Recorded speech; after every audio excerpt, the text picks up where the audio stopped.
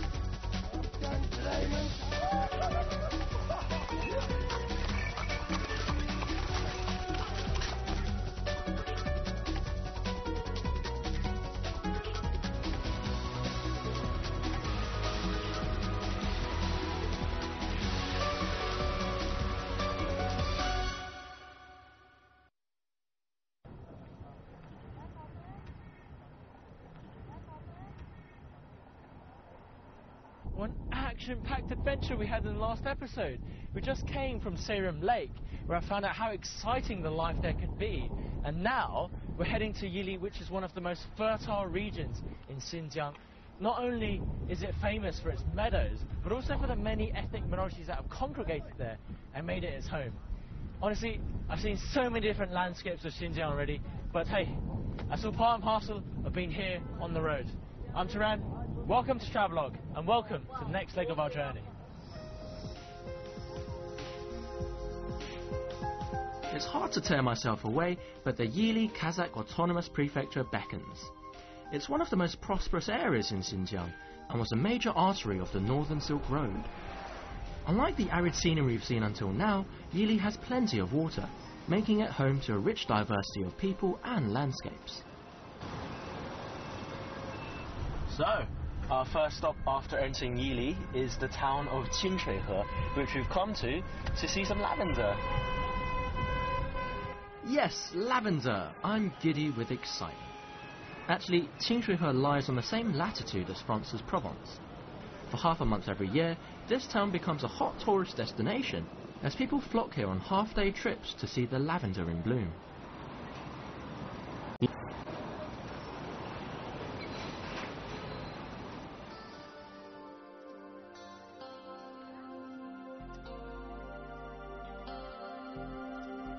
What a beautiful place. This is apparently the biggest lavender farm in all of China, but we've come a bit late because the best season for them is actually during mid-June to early July. But they've just left a bit of a small garden here for us. But if you use your imagination, you might think that you're actually in the south of France.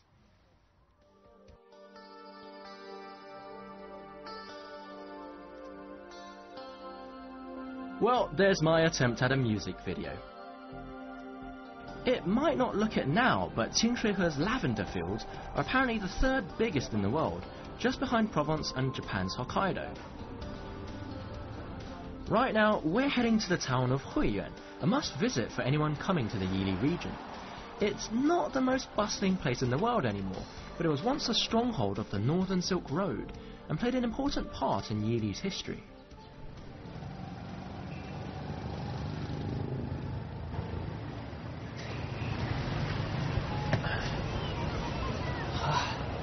Alright, so I've come to Huiyuan to meet Mr. Guan, a very experienced and knowledgeable guide who's going to show me around the Yili area. Oh, there he is. Hey. Hello. How you doing? Thanks for meeting me here. Thank you, thank you.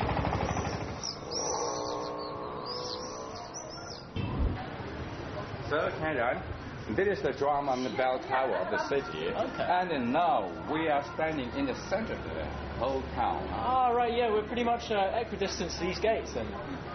And it's not only a geographical center, it's more than that. Let me show you around and you will have a better idea. Ah, okay. Yeah. So, when was this place built? Here's something for the history buffs. For over 100 years to the mid-19th century, this town served as the capital of Xinjiang. Nowadays it's lost some of its shine, so Mr. Guan's taken us on a trip down memory lane.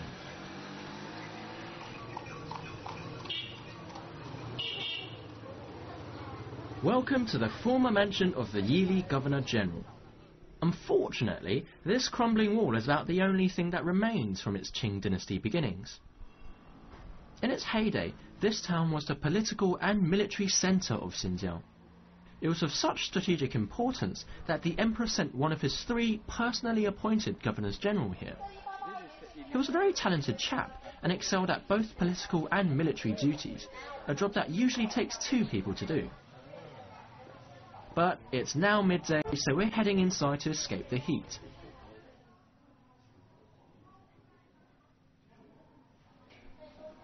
Now this gives us a much better picture. Mr. Guan told me that this is a map of Xinjiang in the Qing dynasty, and we are here at Huiyuan, which, give or take, was pretty much at the centre of Xinjiang. But the Qing dynasty lost a lot of ground to the Russian Empire, so this entire yellow bit, this golden bit to the left, was lost. And what used to be the centre now became a border town, which obviously no capital could be. So the capital was moved from Huiyuan to Dihua, which is now Urumqi, 1-0 to the Russian Empire. Coming up next, we find ourselves in a town within a town and become the surprise guests of a real Uyghur wedding.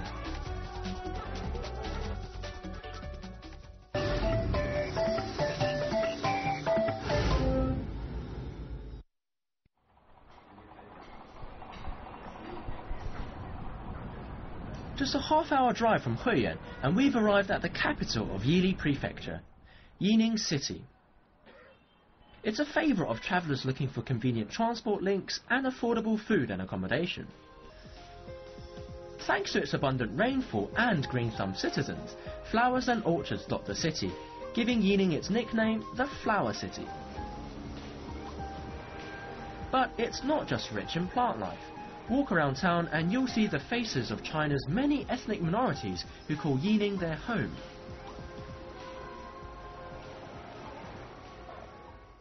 So, Tiana, here we are in Yining City now. There are 47 ethnic groups living in the city. There are only 56 in all of China, right? Yeah. So there's a massive amount of ethnic groups in this one city. Yeah, exactly. Oh, okay. So, now we are going to the Kazanchi, Right. first area. There are 13 ethnic groups living in this area. Oh, okay. Very nice. The word Kazanchi actually means something in Uyghur, but I won't tell you what it is just yet. For generations, Yining's ethnic minorities have come here to settle down and set up shop. Many of them were craftsmen, so it's no surprise that today you can find a huge selection of ethnic crafts and snacks on offer here. Just ask any shop owner and they'll likely tell you that their business has been here for generations.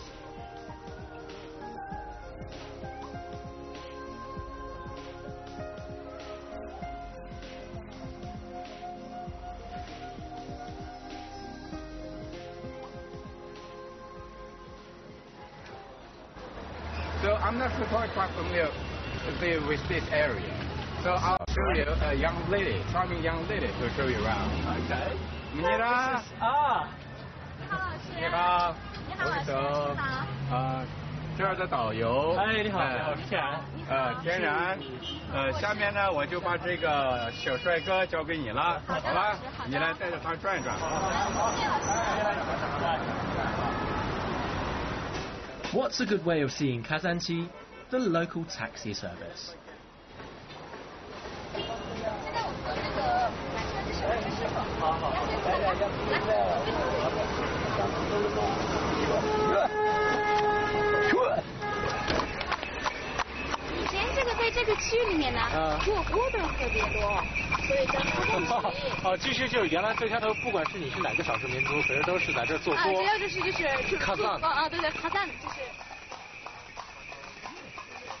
I can't help but feel like we've entered another town.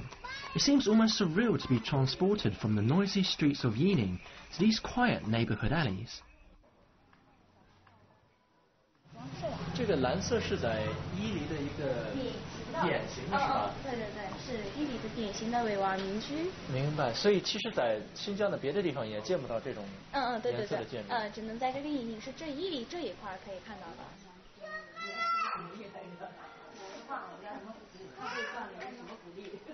这是他们的小阳台。阳台就是凉亭嘛，凉亭。夏天的时候就是一家人在这里吃饭就在这一块，想睡觉呀，想活动呀就在这一块。他们比较热的时候就在这里。那他们非常会享受生活。对对对，是。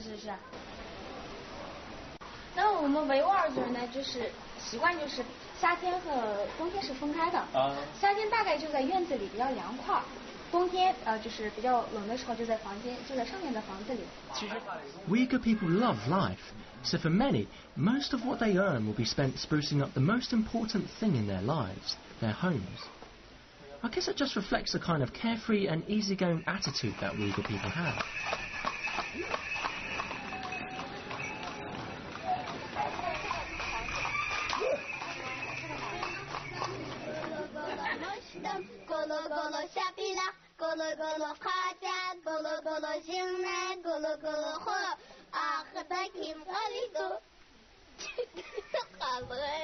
We found some new friends. 我们这边也商量了一下，我们这个设置的它是只拍那冰淇淋的过程，只要一把抓到。然后还有一个，喂，可以听到。对啊。喂。可以可以听到。话筒。可以说你干啥了？ And now it's time for their show. 肯德基，我的肯德基，我的上，我的下，我的 A B C D， 我的 1 2 3 4， 咕噜咕噜吹，看谁这么美，倒霉在哪里？谁的屁股飞？恭喜你屁股飞。太棒了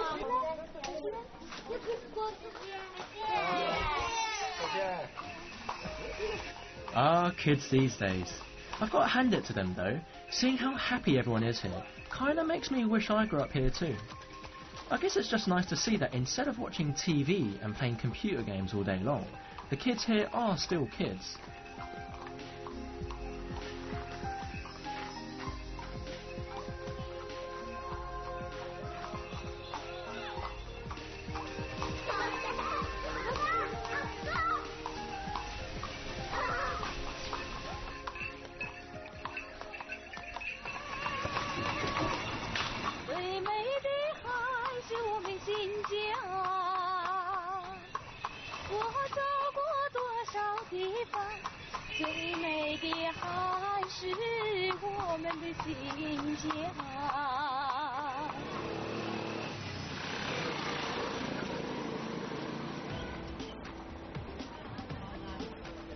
Nowadays, in big cities we live faster lives, but to me, Kazanchi feels like opening a window onto the good old days.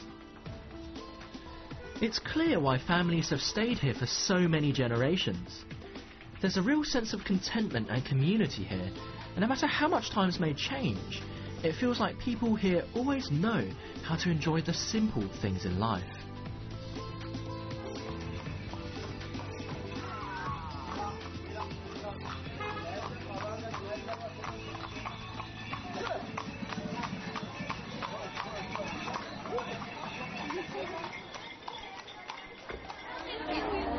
So we just came across a wedding reception happening right now, and Marina's over there asking if we're allowed to film.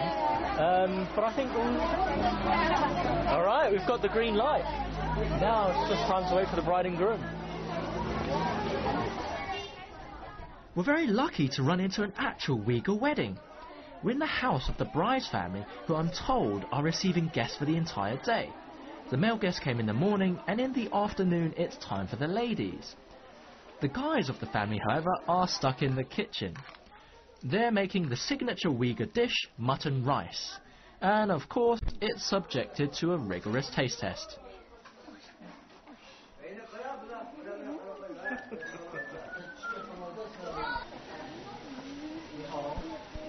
们看来的就是新娘的她邻居家。哦。刚才不是我们看的是娘家吗？对。娘家她不能坐到她自己娘家，自己家不能坐的。哦。她必须坐在她邻居家，新娘就在坐到这个邻居家，等一会儿新郎过来就在这里接她。那不是。那有点开不动。现在他们住在这个房间里等新郎。他们现在联系你，他打电话，然后给他的爱人说，你们可以过来了，他就过来了。哦，明白。你好。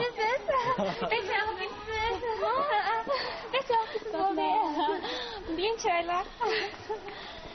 哎呀，辛苦了。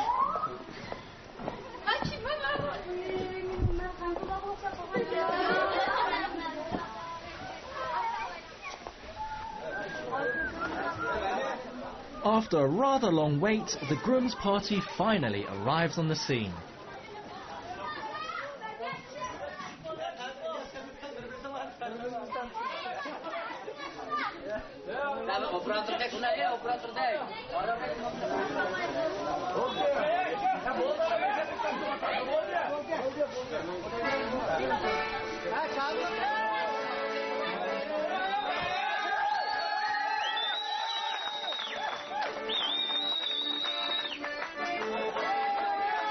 As a fun way of testing the groom's patience, the bride's crew closes off the doors. In response, the groom is supposed to bribe his way through.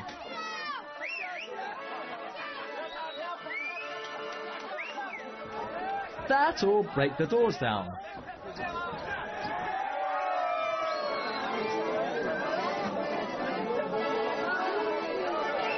So finally, the groom is here. The very strapping lad holding the flowers over there. And now, time for him to finally collect his bride.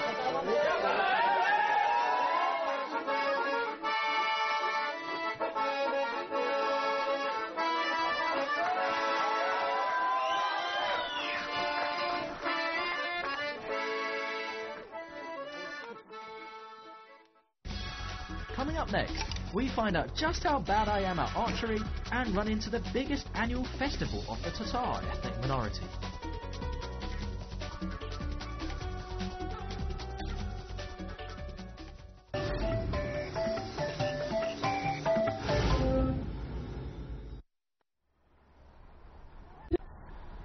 Mr. Guan's taking me to a museum to learn about his ethnic minority, the Sibor people. Interestingly, these Yining citizens aren't actually from Xinjiang. Well, Karen, this is the route map of the Sibor people's west expedition. Oh, right, okay. But from what I know, Sibor people originated in the northeast of China. Yeah. So why did they move west to Xinjiang? Sibor people led a nomadic way of life historically. Right.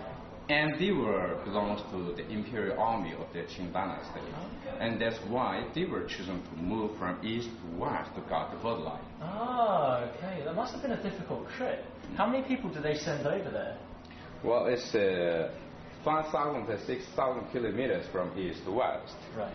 At the beginning of the trip, there were over 4,000 soldiers, and including their family members. And after they arrived in the Ili River Valley, you know what happened? What? The number of the people were increased to 5,000. Ah, that's interesting. That's the first time I've ever heard of a march increasing along the way. Yeah. They were very efficient. Yeah. Yeah. But what I want to know is, why did the emperor send Sibor troops instead of others in the imperial army? Well, Sibor people were very skilled in horse riding and archery, and in particular, they were bravery and loyalty to the emperor of the Qing dynasty. Okay. So they must have been the most suitable troops to send west then? Mm-hmm. Yeah.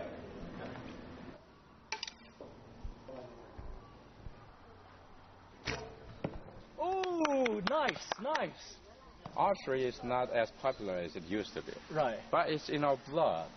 There are many Sibor athletes, archery athletes, and coaches in our national team. Ah, do you think I can give it a try then? Yeah, of course you can try. Really? 左手抓这个位置。左手抓这儿。好。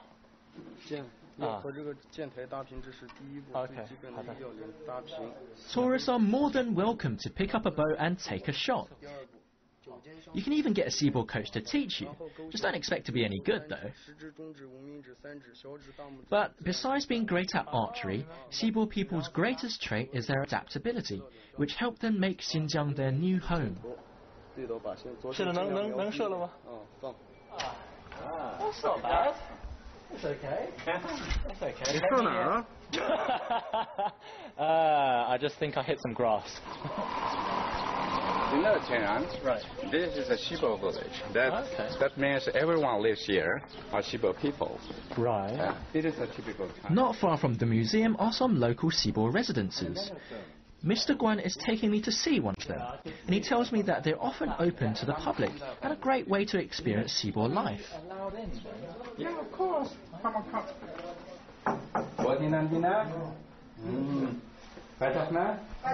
Hey, 你好. What is that for? It is to showing courtesy to the elders. Okay. Yeah, this is our traditional. Yeah, take a seat. Oh, thank you. I'm amazed at how resourceful seaboard people are, making a home for themselves in Yining after coming all the way here from the opposite end of China. Seaboard bread then? Oh, very traditional. Oh, okay. How do I eat this? Do I just take this? Just with jam, Yeah. right? Mm-hmm. Okay. So I find it very interesting that after so many years, with only 5,000 people at the start, and under such difficult circumstances, that the seaboard people have been able to keep their culture pretty much intact. I think one of the reasons is because they have very deep roots, but the other is that they're very open-minded, right? They're very open-minded, and they've not only come to accept their neighbours' customs, but also their languages. Right. Yeah, exactly. For example, this elder man can speak at least 4 kinds of languages, like Uyghur, Kazakh, Han, and Shiba, their own language. Centuries later, there's still much to learn from the wisdom of seaboard people. Thanks to all the orchards dotting the town, Yining's other nickname is the Apple City. Orchards often play host to ethnic minority festivals, and as luck would have it, we've arrived on the most important day for the Tatar ethnic group, the Saban Festival. Think of it as a Christmas and spring festival rolled into one.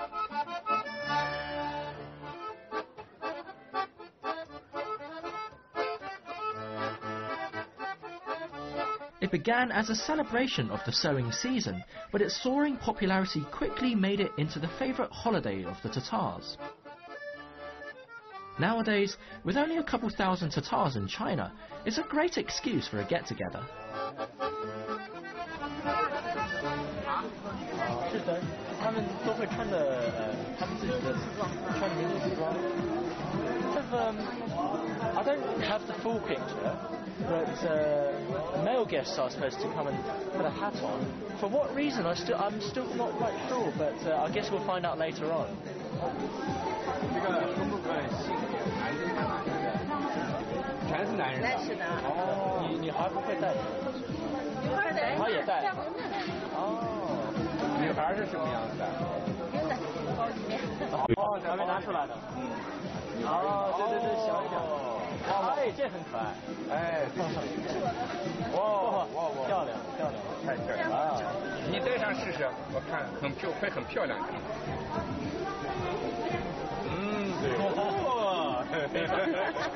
Wow, that's very beautiful. I can't wait to see when the party actually gets started, when everyone's got their hats on.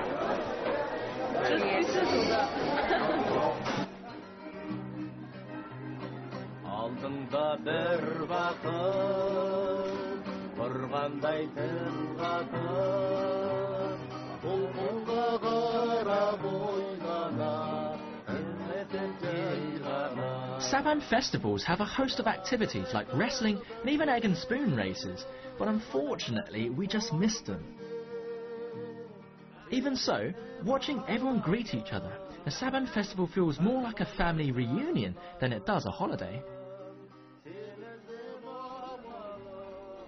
Today alone, 400 Tatars have gathered here, many having come from neighbouring counties and even other parts of China. It makes you admire the sense of togetherness that the Tatars have, even if they only see each other once a year. Perhaps for them, distance really does make the heart grow fonder.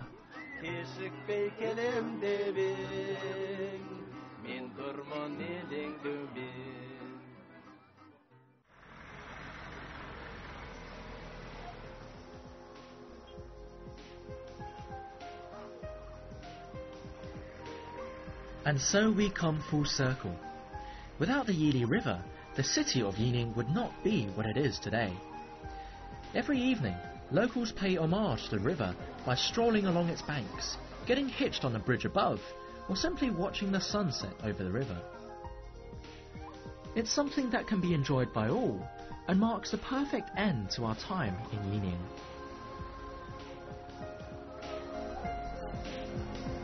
Man, what a wonderful time we've had in Yining. I mean, even before we came here, we'd heard about how colourful this place would be. But I've come to realise that it's not just the landscapes that give Yining its colour, but also the many ethnic groups that call this place their home.